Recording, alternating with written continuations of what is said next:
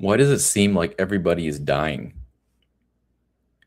I know that's a very morbid way to start this live stream, but it's something I've been thinking about, and it was spurred on by a death that I saw yesterday. So many of you know about Scott Adams. By the way, before I start, thank you for all the support on the last live stream. I had no idea that it would blow up the way it did. I actually did two streams. One stream was about boomers becoming more liberal, and I thought this is like kind of I don't know, a bit of an esoteric topic. It's really only a topic that like political people would be interested in.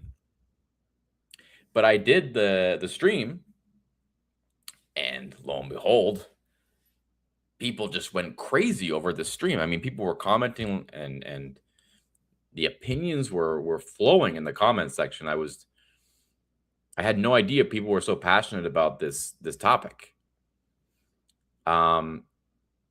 As always, I say that I will read your comments, but I don't know if I'm going to be able to read all those comments. Maybe I'll try and read some of them during this stream.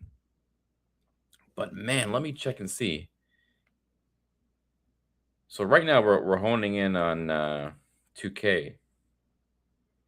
But let me just check the comments really quickly, if you'll indulge me for just one moment before we get into the really exciting, fun topic of the stream. Let me just see here.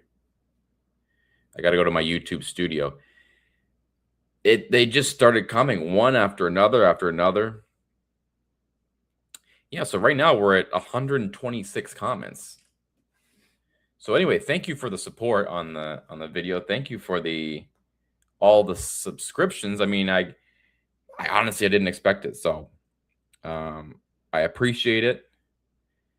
And look, I hope it's a sign of good things to come, because the channel for a long time has been growing, and I enjoy doing these streams, and I enjoy the interaction, and I enjoy that people are getting something out of it, and it's thought provoking, and that's fine. That's what I want it to be. So anyway, I'll try and read some of the maybe some of the standout comments, but I do want to talk about this. So yesterday I saw the news that the ex-wife of Scott Adams passed away. Now, this probably means nothing to you, but many of you will probably know who Scott Adams is. I did a little bit of a tribute on my channel to him recently, but Scott Adams was, of course, the Dilbert cartoonist. He was much more than that, and I think it's really interesting how the media reports when he passed away were all about him being a cartoonist, when really there was much more to his life and to his career than that. And really he became almost in a way more famous afterwards, when he started to become a bit of a political commentator. And that's when I started paying attention to him and listening to him. And I became a really avid listener of his podcast or stream or show or whatever you would call it. Every morning he would do Coffee with Scott Adams, it was called. But anyway, so let me tee it up by telling it to you this way. I used to be a huge Rush Limbaugh fan. I was like a young conservative, and I was a big fan of like Tom Sowell and Rush Limbaugh, and I was reading all these books and all these ideas and conservative thinkers and blah, blah, blah, blah, blah. And I think a lot of like millennials my age had that arc, and now they've kind of come out of that maybe a little bit into something different. But that, for me anyway, that's how I started. And so when Rush Limbaugh passed away, for me, that was like a very big deal. It was a big deal because he was somebody who, first of all, kind of helped me and inspired me to get into politics and get interested in politics. But second, because I listened to him almost every day, and I didn't listen to him live, of course. I would watch the replays, and but he always had original takes on things, and so I was just a big fan of his, and so when he died, it was very sad because there was a void there. Um, I would always kind of look forward to hearing what Rush had to think about things because he was very funny, he's controversial, and he was very interesting. After Rush passed, I started to sort of fill the void with Scott Adams.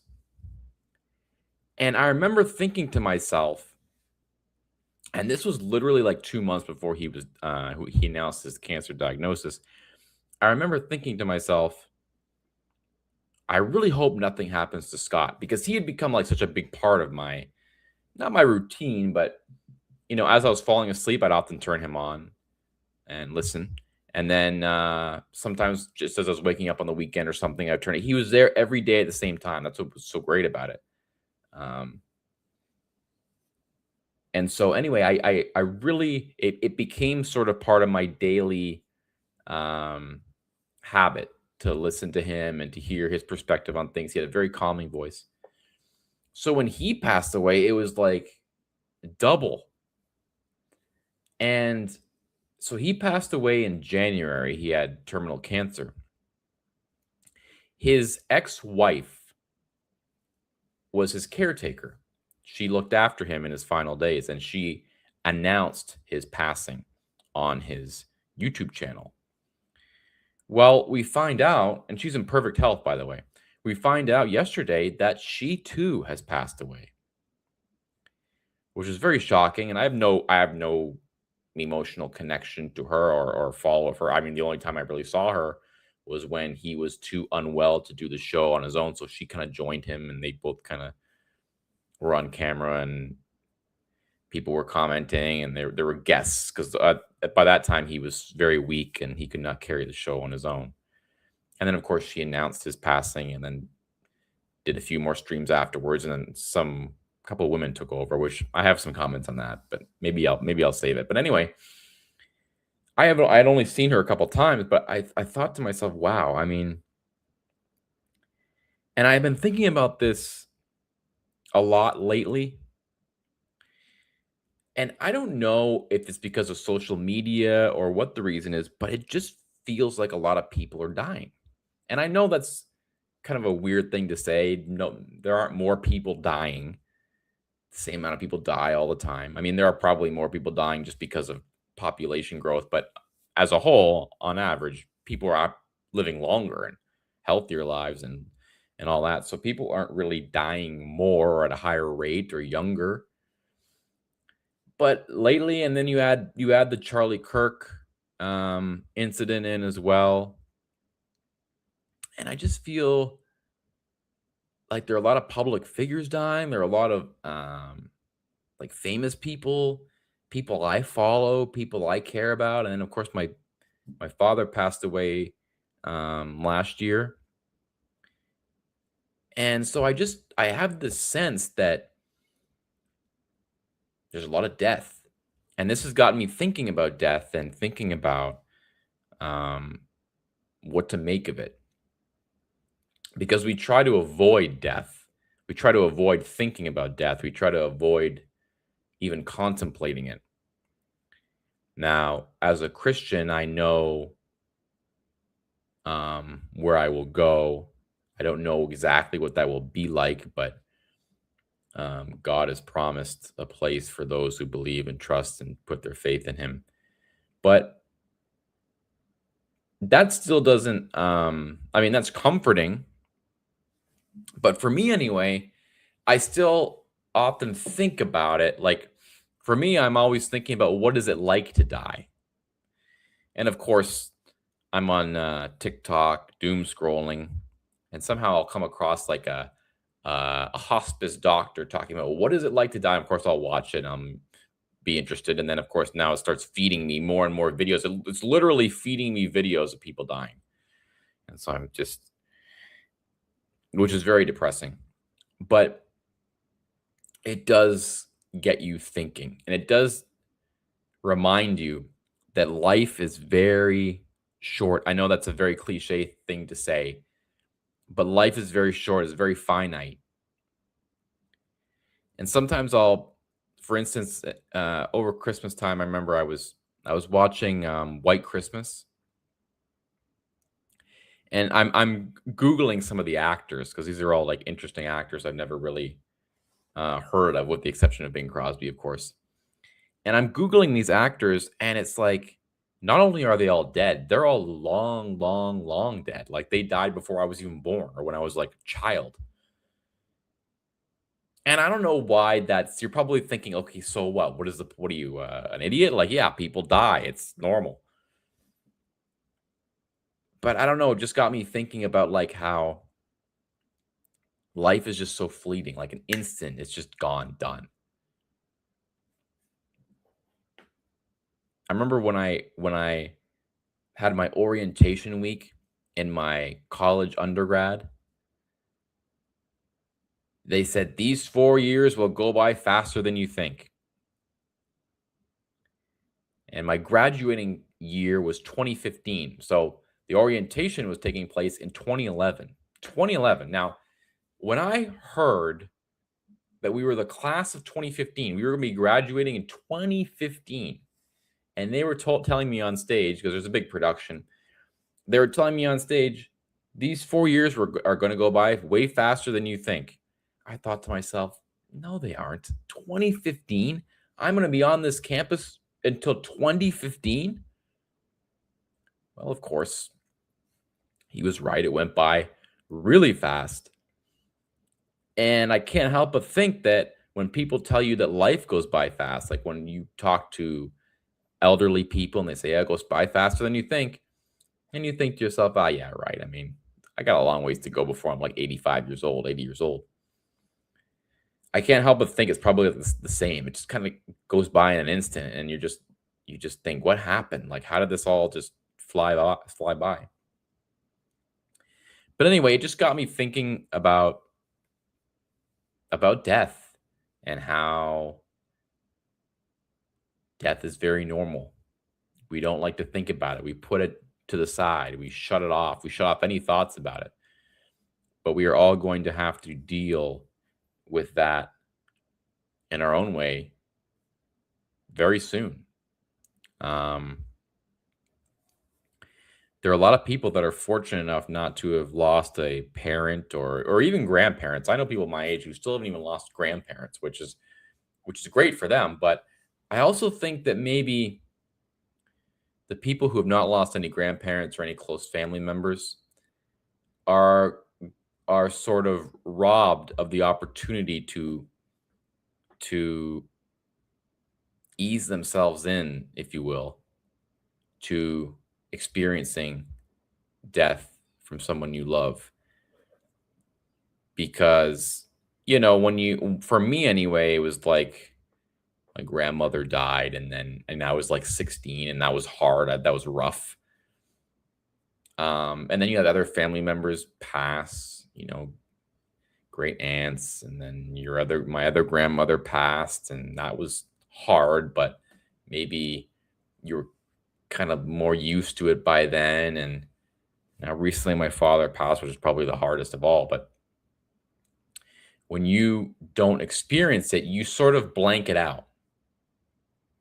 I know that's the way it was kind of for me up until I started having family members die. It was like, that's just something that happens when you're like 90 years old, like, and there are accidents sometimes, but you don't really realize that um, people don't always die when they're like 88 years old. People die when they're in their 50s and 60s and 70s. And so um, it really reminds you, and I'm trying not to be cliche here, but it really reminds you about life and about the finite nature of it.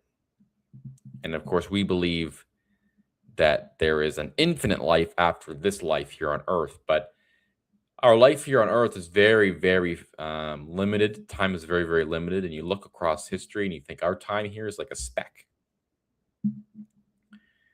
And we're all going to die. It's coming faster than you think. The other thing that got me thinking about this too is there's someone I follow on TikTok, and she documents her journey with ALS, and her disease has progressed very rapidly, and so she is quite terminal now. I think her oxygen levels are like 12% or something. Her breathing is at 12%. She cannot barely move anything. She needs help to do everything. 3 years ago, this was like a normal 34-year-old woman. And I remember thinking to myself, what must she be thinking? Like, she's laying there, she can't move. She has trouble breathing. She needs like an apparatus to breathe. She knows she's dying. She knows her time is extremely, extremely limited, probably like months. What must be going through your mind when you're in that position? And again, not to be cliche here, but we are all kind of in that same position in a way. Hers is going to be more accelerated than ours, maybe. But we're all sort of on a freight train to that end, to that station. And so, how do you handle that? How do you think about that? How do you deal with that? How do you process that? And if you aren't a believer, what do you think happens? Is it just nothing? Nothing happens? But how does nothing happen? What does it feel like to be nothing? I don't know. It's just the whole thing is it's something, honestly, it's like something I've avoided for a long time. It's something I've avoided thinking about. But more recently, as close family members have passed, and then people in the public I see just passing one after another. And it's not all of old age, and in most cases, it's never of old age. It's a cancer or some other kind of disease or heart attack or something, or in the case of Charlie Kirk, a much more tragic reason. But it just makes you start to think about that. Makes you start to think, well, we're all headed for this. And how do you process that? Do you just blank it out? I think the best way is just to blank it out and not think about it. But maybe we should think about it. Maybe and that's sort of the point of this stream tonight is like maybe we should be thinking about it a little bit more. Maybe we shouldn't be distracting ourselves to help us to forget the very real situation we're dealing with. The reality is we're all dying.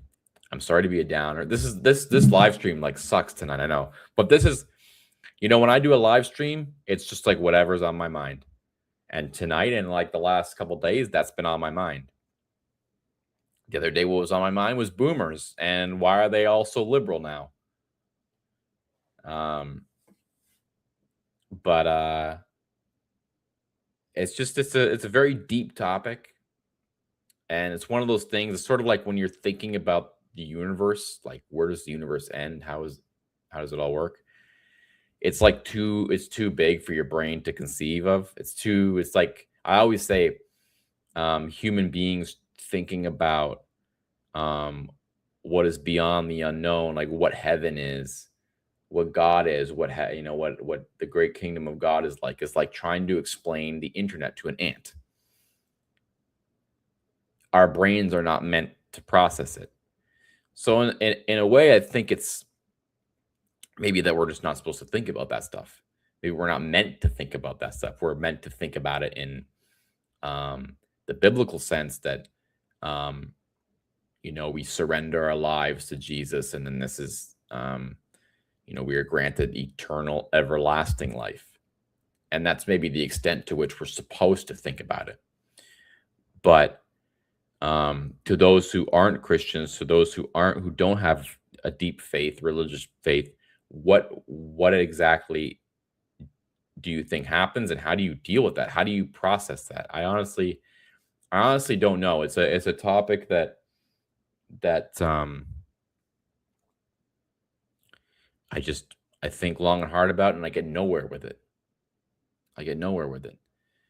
And the other thing is that people think um, that death is. I think they have most people, if they haven't had a close family member pass, they have an idea of what death is like. They have a Hollywood idea, of someone like slowly closing their eyes and then just going to sleep. It's not actually like that. It's much more, it's actually worse than that. And I don't want to get into details, but obviously, it can be helped along with medication and everything else. But um, that's another kind of difficult thing to think about, is that it's actually not very pretty. It's not a good scene, honestly. The negative effects of it can be mitigated, but headed for that. How do you prepare yourself for that? Do we just distract ourselves with social media and like good food? And I don't know. I don't really know.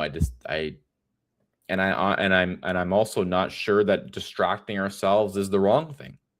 Maybe we should distract ourselves. Maybe we're not meant to process these harsh, depressing, morbid realities. But and you just look at all the people who have, like, in the Civil War alone. You look at the numbers. It's like, this is like inconceivable to me. And I honestly think too that social media has played a role in this, because now you're seeing people document their terminal illnesses, and it's like, oh, it's like that. I didn't think it was like that. I thought it was easier or something, but now I'm seeing it like up close, and I'm seeing the reality of someone dealing with ALS. It's like, this is like really rough stuff. And then you watch the Charlie Kirk incident. It's like, I had never, and I don't want to get too into it, because again, maybe even YouTube doesn't want me saying certain things, but I even think that we never used to see it that clearly. I think that was the first time we've ever seen it like that. So you hear about like Chicago murders, or like wherever, like violent cities where there's like tons of murder, not just in America, but all over the world. And you kind of go, oh yeah, you kind of had in your imagination, or your I don't know, maybe your Hollywood brain, of what it's like when that happens, someone's murdered or something. And you have an idea of what that looks like, but it's actually much more gruesome than that.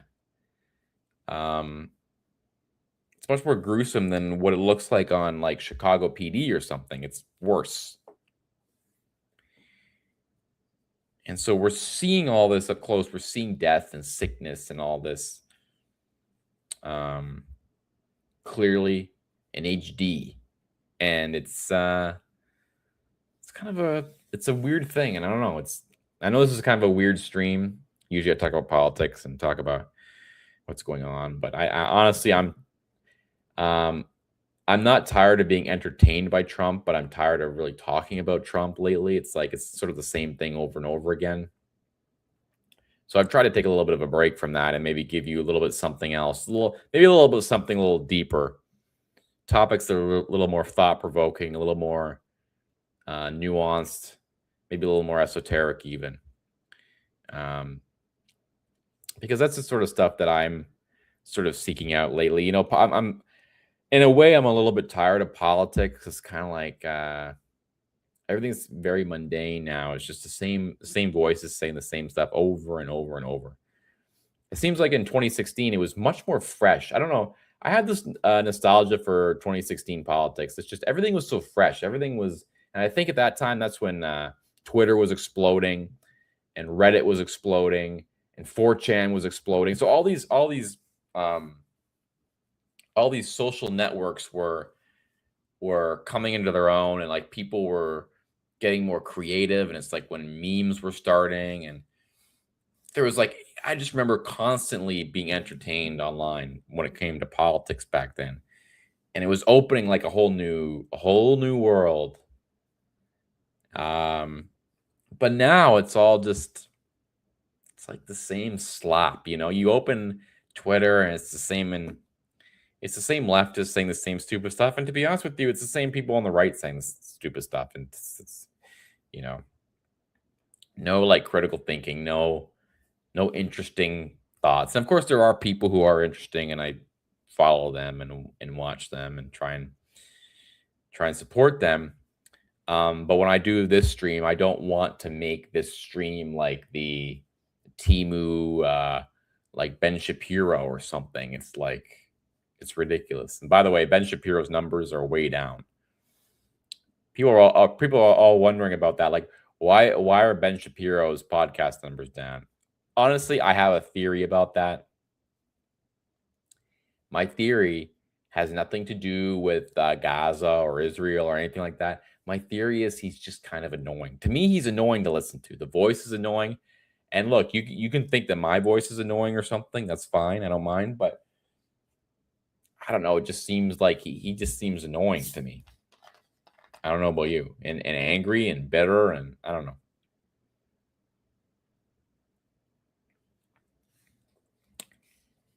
I'm drinking Coke Zero at what, 11 o'clock at night? Not good. All right, let's read some of your comments. I don't want to drag this on. But anyway, that's what's been on my mind. You know what's been on my mind lately? Death, destruction, terrorism, and weakness. I don't know if anybody will remember what that's from. Let's take a look. Let's read some of these comments. I told you I'd read the comments, and then you guys just went freaking crazy. Let's see here.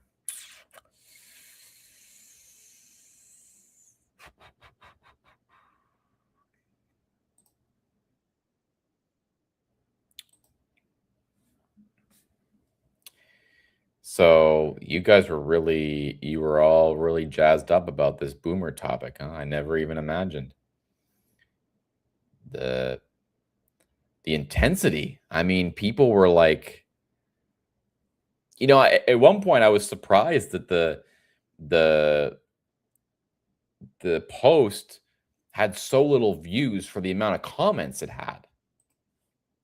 But of course, now it has a lot of views. All right, let's start off with Tom Harris 5661. Most of them imagine themselves to be, this is the boomers he's talking about. By the way, when I made this, a lot of people were saying we're kind of acting like I was, okay, you're generalizing, like not all boomers are. I'm like, I know, not all boomers are liberal. That's not what I was saying. And also, just to be clear, I was not saying that I hate boomers or anything. I love boomers, okay? Many of them. I'm not. This isn't like an attack on the boomers. I'm just saying I have noticed this trend. Here's why I think it's happening. It's not anything more than that, honestly. I guess I'm reading them right now in order of the most popular. Tom Harris 5661. Most of them imagine themselves to be 1960s civil rights activists still. Most of them always voted Democrat. Yeah, I have noticed that. They're still like caught up in the they still think we're under segregation, and like and then they have to invent their own victims because there's no victims left. So they literally create victims. Like, we're going to create a new gender, and then we're going to defend that gender.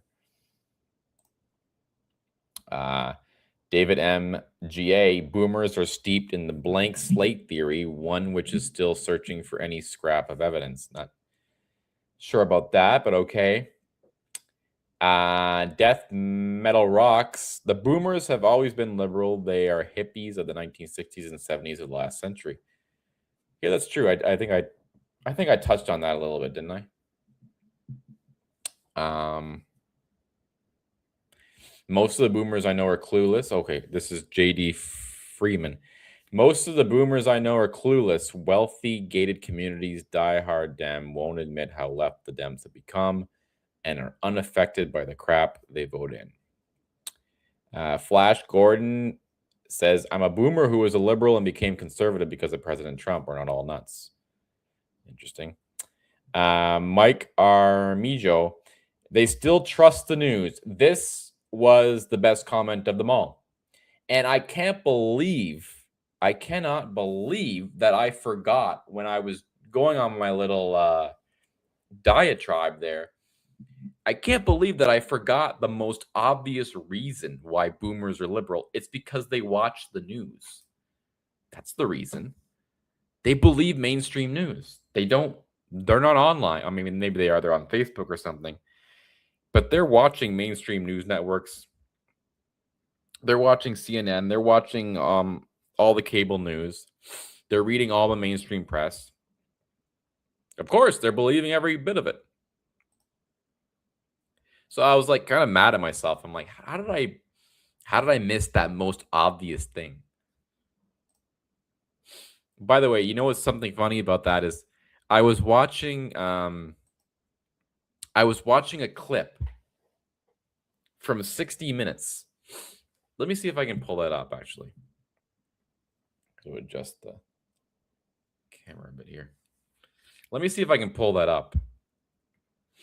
This is a clip of 60 Minutes. And it's Leslie Stahl, who has to be, and no disrespect to Leslie Stahl, 118 years old. Where is it? I have it here. Give me 1 second. Give me 1 second here.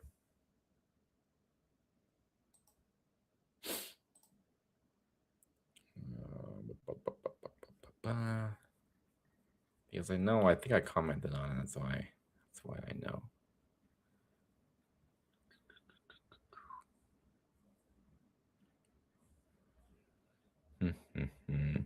Why is this taking so long?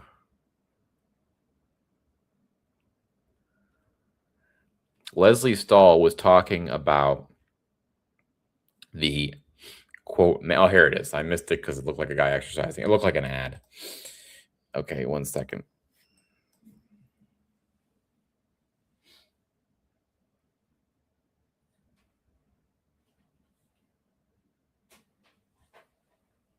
Where's my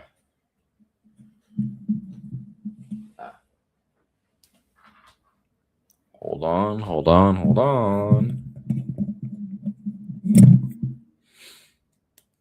All right. We're going to have the volume up for this. It's funny that I saw this right after making the video about boomers, because this just explains everything I've been talking about perfectly.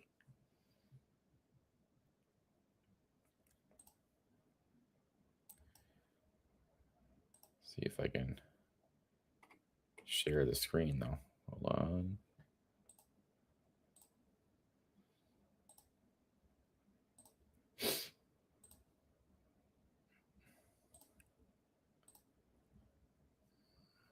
All right.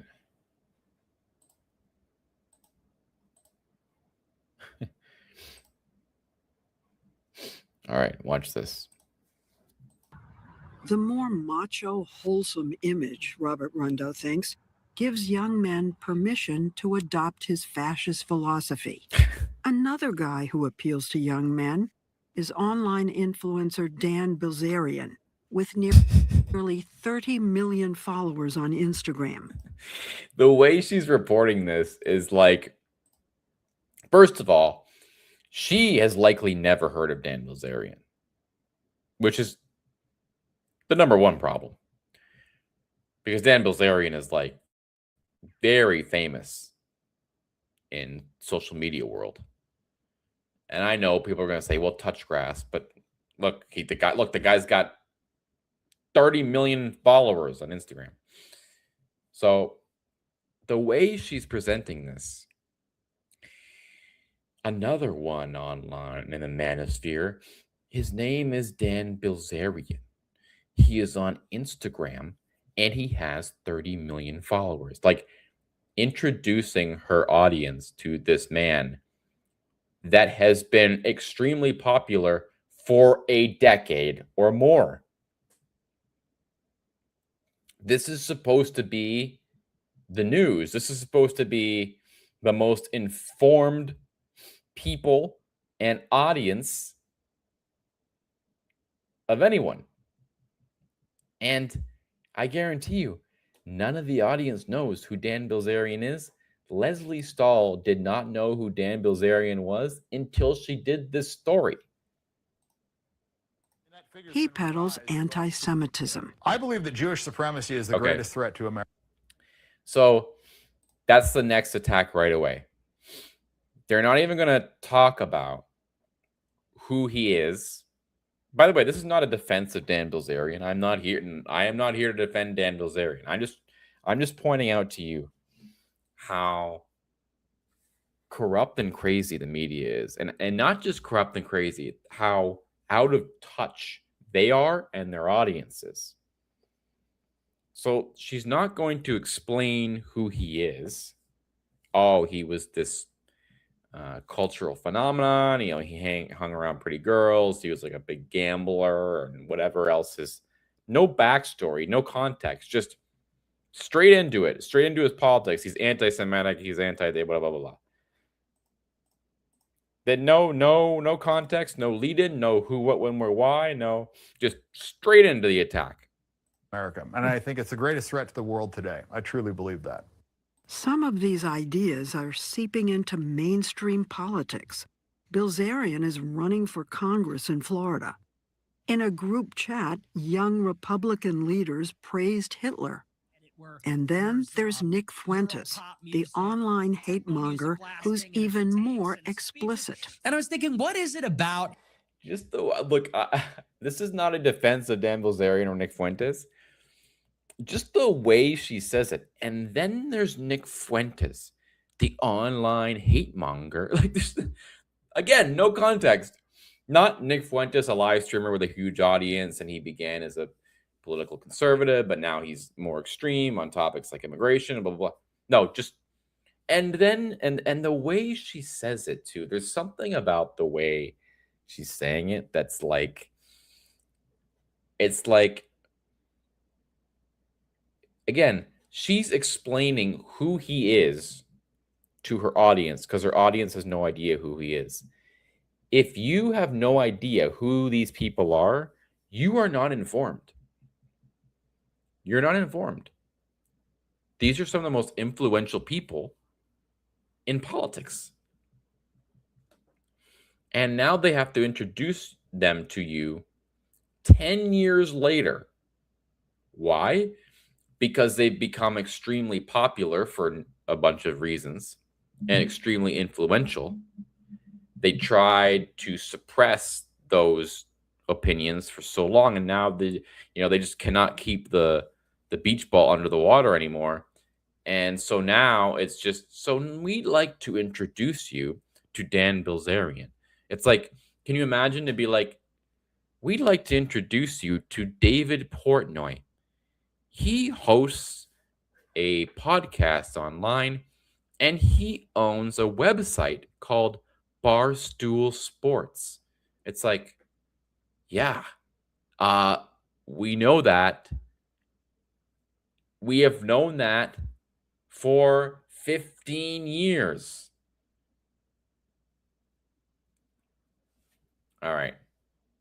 Back to the clip. Hitler that's cool. Why does it tickle? This is because kids love Hitler. Kids love Hitler. Young men. While more people are advocating these ideas in the open, the more macho, wholesome image Robert. That's the clip, but I'm not going to get into whatever. I'm not going to talk about the actual politics of all this. The point of showing that clip is that again, I'm not trying to hate on the boomers. I'm really not. I don't hate boomers. I don't. But it's like, that's who's watching 60 Minutes. They don't know who these people are. They don't know who Dan Bilzerian is or Nick Fuentes or any of them. They wouldn't, even my joke about Dave Portnoy, they wouldn't know who Dave Portnoy is. That to me is a problem. Because it goes back to the point that the commenter raised, which is that they are not paying attention to anything other than mainstream news. That's how they get their information. It's all from mainstream media. I mean, I would say that's a bit of a problem. No, I don't know. So that's the best comment of them all. They still trust the news. True, simple, to the point, and the most effective and the biggest reason. And I want to punch myself because I did not include that really obvious reason.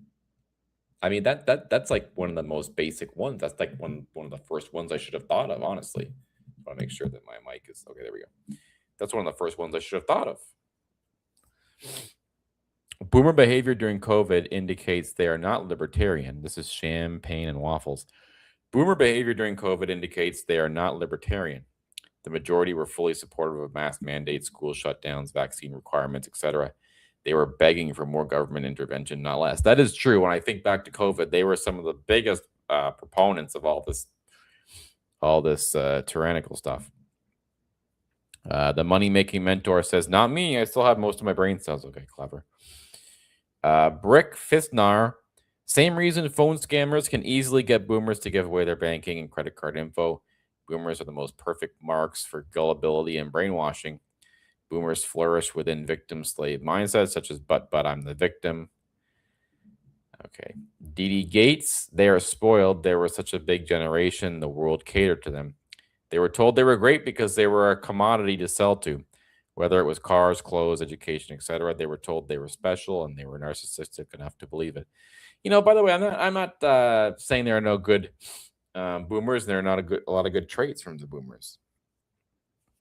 I think I said this in a recent stream. They have a lot to offer. They have a lot to share and a lot of good wisdom to give to the next generation, especially the Zoomers, the Gen Zs who have no idea what's even going on in many ways. And us millennials.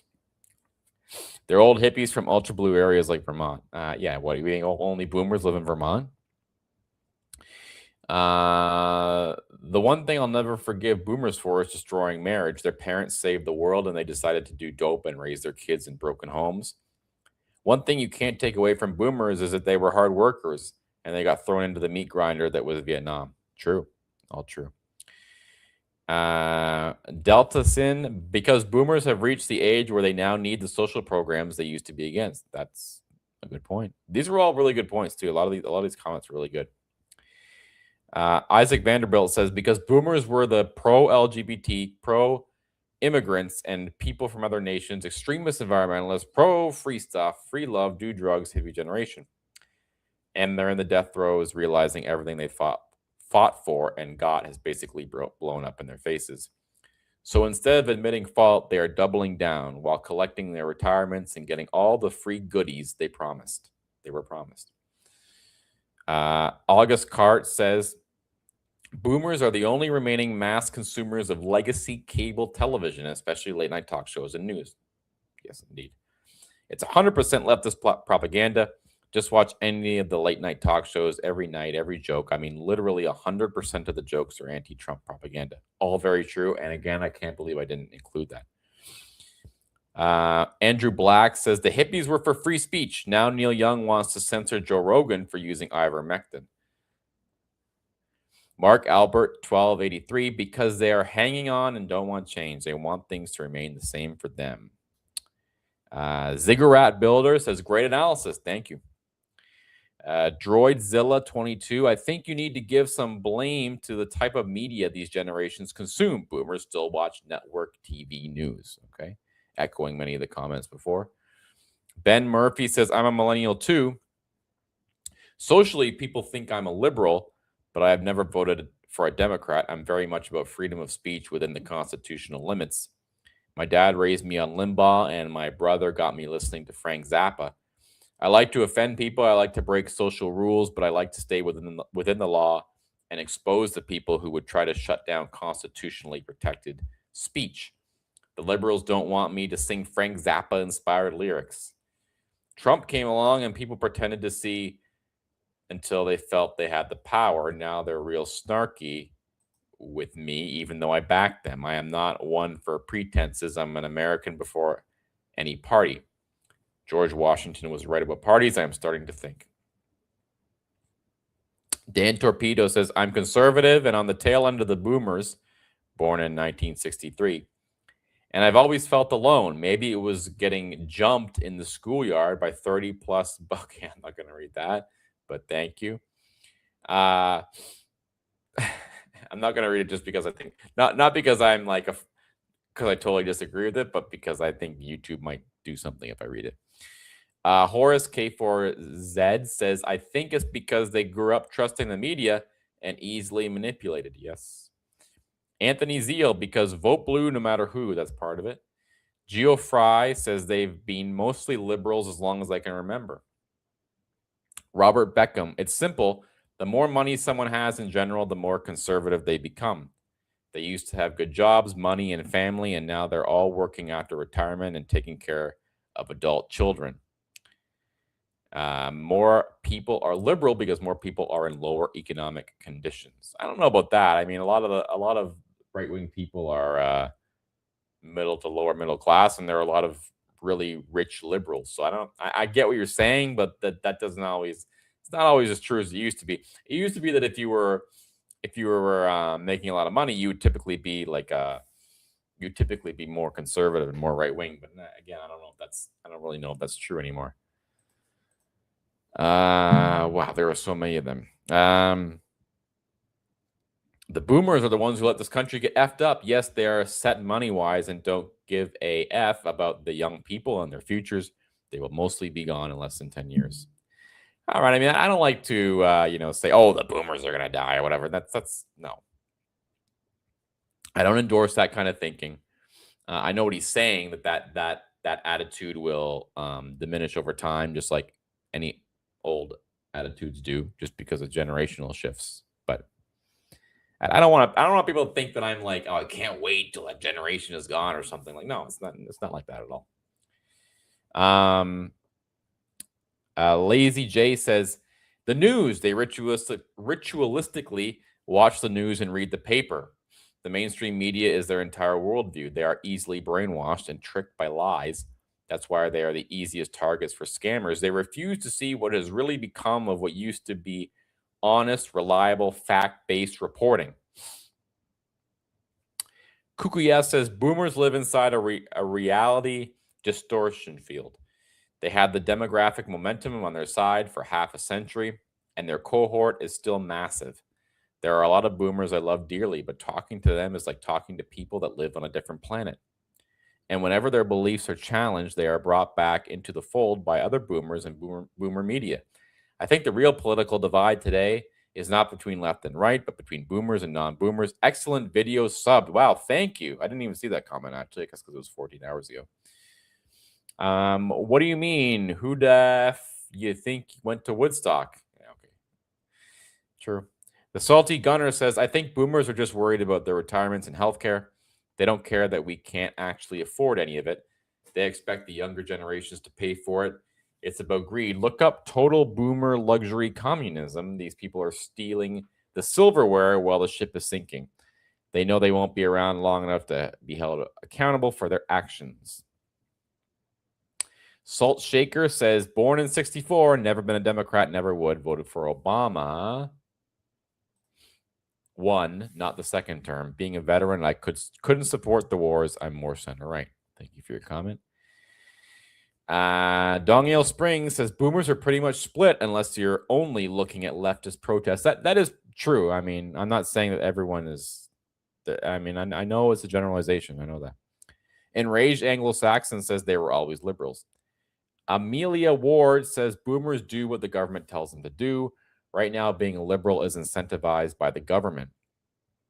Dominod says, I mean, to be fair, Trump isn't doing one single project the way he at least gathered support around his wall idea in 2016. He's now fluctuating, though, various world-changing agendas that he never even talked about during the run-up to the election.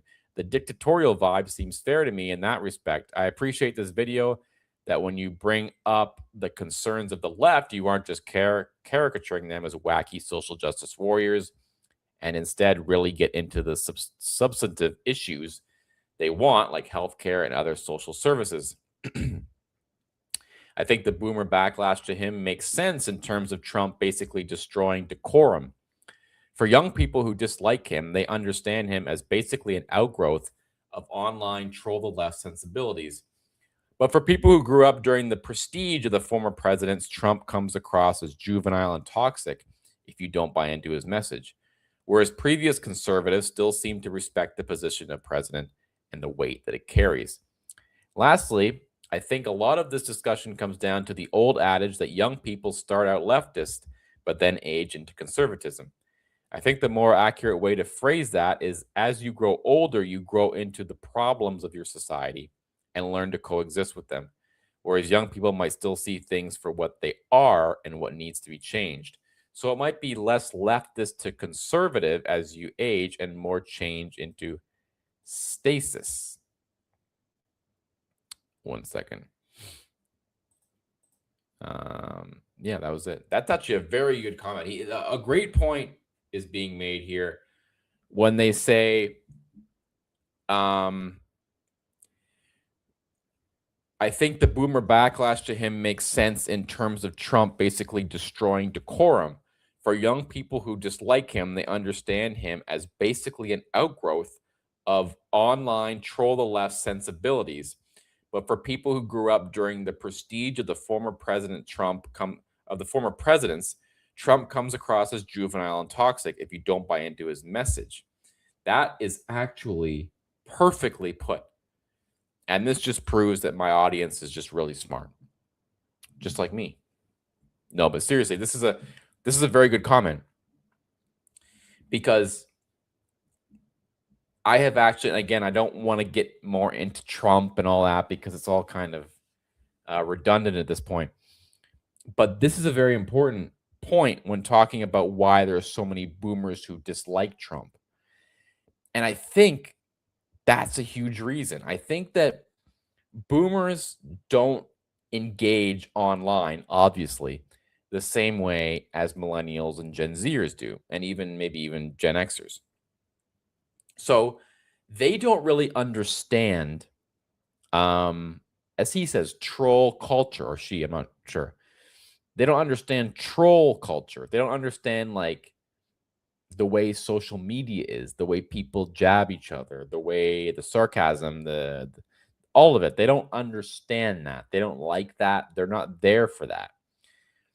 Ironically, Trump is the one who has really been the representative and the exemplar of the online troll culture, and he's 80 years old. So it's actually a brilliant observation.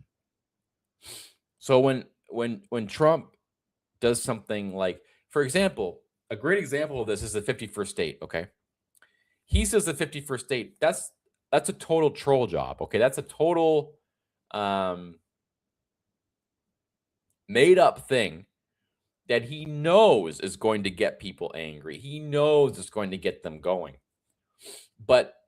And for people who are chronically online, I guess like myself, they don't really see it for anything more than that. They see it just as Trump being Trump. He's just, again, for lack of a better term, trolling.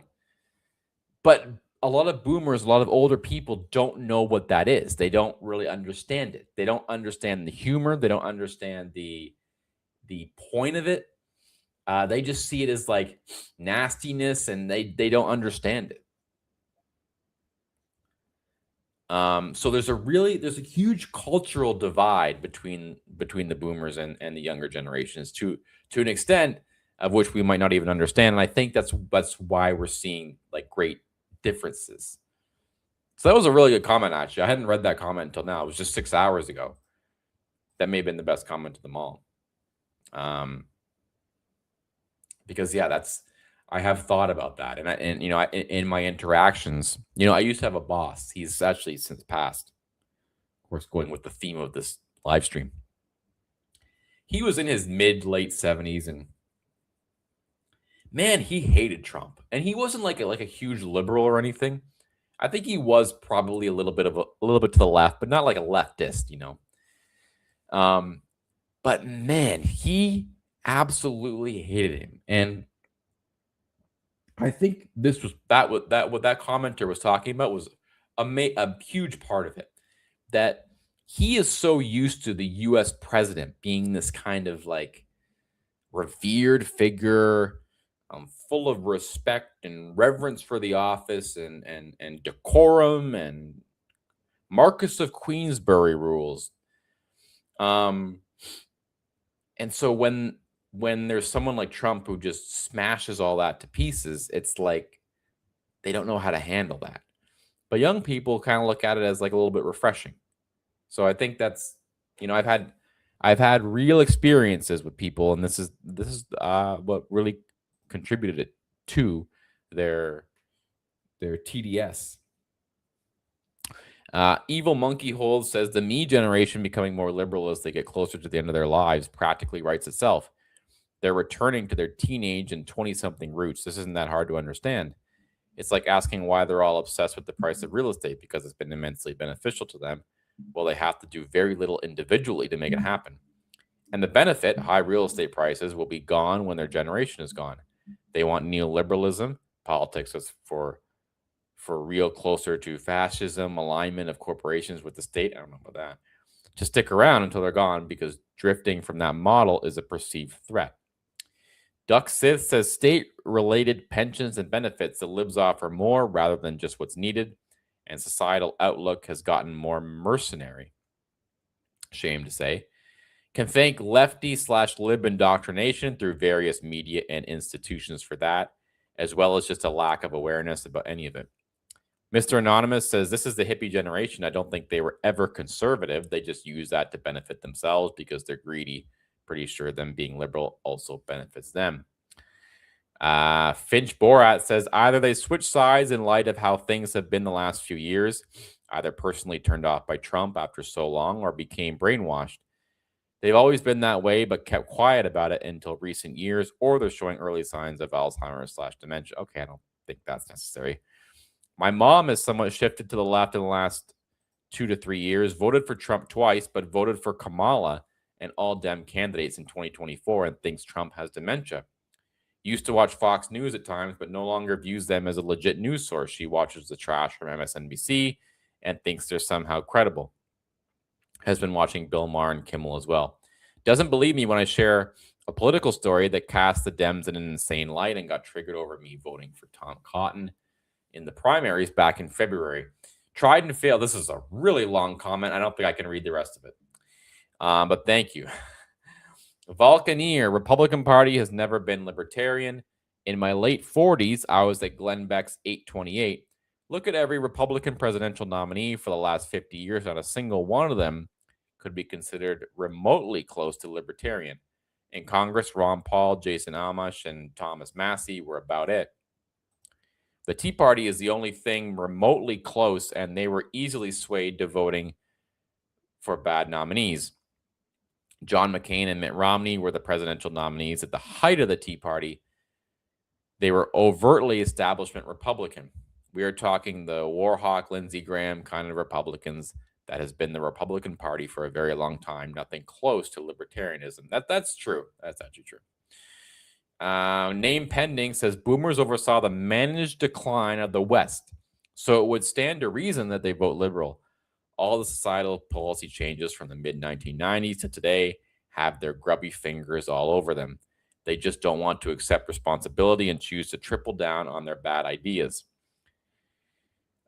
Impotent Domain says, as a person from the tail end of the boomer generation, I can tell you that most boomers, especially the ones a little older than me, were totally brainwashed leftoids. Well-off people, Nathan Maid says, well-off people shockingly have luxury views. No one tell me they were not well off as a generation. They were.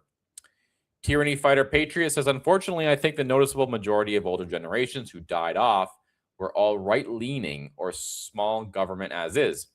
But the brighter note is that most high schoolers no longer go to college to get indoctrinated, and most of them are from families who are hard authoritarian leftists. So it's mostly a 5 to 10 year waiting game to see that. Okay, I'm not going to read the rest of that. Again, I don't want to engage in that kind of stuff. I don't know how to read that username, but he says, boomers have always been liberal. Even the boomers who consider themselves conservative are either neocons who basically agree with liberals on social issues, but just think we need to be the world's policeman, or libertarians who believe the free market can and will solve every issue, and all we need to do is maintain the power vacuum, which they are never willing to defend from liberals. The boomers did the civil rights movement, second wave feminism, the sexual revolution, third world immigration in their youth, which were all incredibly damaging to the nation.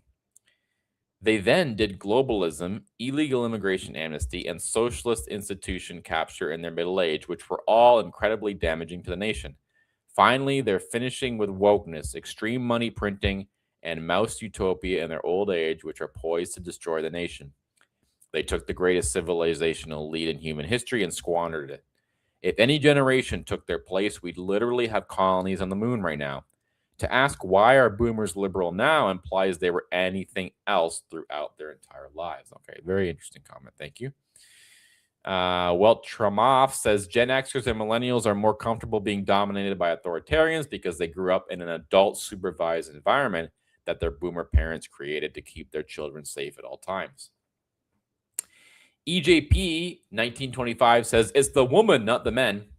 Another great comment. Totally agree with that. It's mostly women who are peddling the stuff when it comes to boomers, but men too. Chitone Bob says, first, 60% of Trump voters were 50 and older in 2024, down from 65% in 2016, while 52% of Harris voters were age 50 and older. Second, the boomers one sees demonstrating are well organized and not grassroots. That's true, but I know it's still a majority who maybe are conservative, but it's moving the opposite direction is my point. This is the negative one. Anyone who labels a generational cohort as all one thing or another is a fool or disingenuous plotter with an agenda. It is a stupid thing to do. It also plays right into the hands of the owners who want you to be at each other's throats so you will not notice that they are your actual enemies. Stop making these idiotic assumptions about groups and spewing them out to pollute the public forums. If you do this, you are the very cretins you are raging about. Wow. I mean, I think that person was a boomer. Wasp N2U, WTF are you on about? Boomers and Gen X are overwhelmingly conservative. Southers says, they're not this is just a stupid propaganda lie, one of millions, like how apparently liberals are violent, bloodthirsty gun nuts. BL8388 says, hey, millennials, boomers aren't a political party. They are a generation. They are conservative ones and liberal ones. Oh, thank you for that. Tint D says, actually, research suggests that baby boomers are increasingly consuming and aligning with right-leaning content. 51% of boomers voted for Trump. I know that the majority probably still voted for Trump, but if you look back, I think the numbers were higher for Bush and Romney and McCain, and I just think it's shifting the other direction. Fighting for Truth says, what are you talking about? Boomers are literally the only group that still supports Trump based on polling. Again, I know that there are a lot of boomers who are still conservative and right-wing and support Trump. I'm just saying I've noticed that more of them are shifting the other direction. In my lived experience, and the data is also showing that. So that was my point. Thank you for all your comments. Probably my best performing live stream ever until the next one. Thank you for watching. To those who are watching right now, please subscribe to my channel. Follow me on Twitter, FLA Millennial.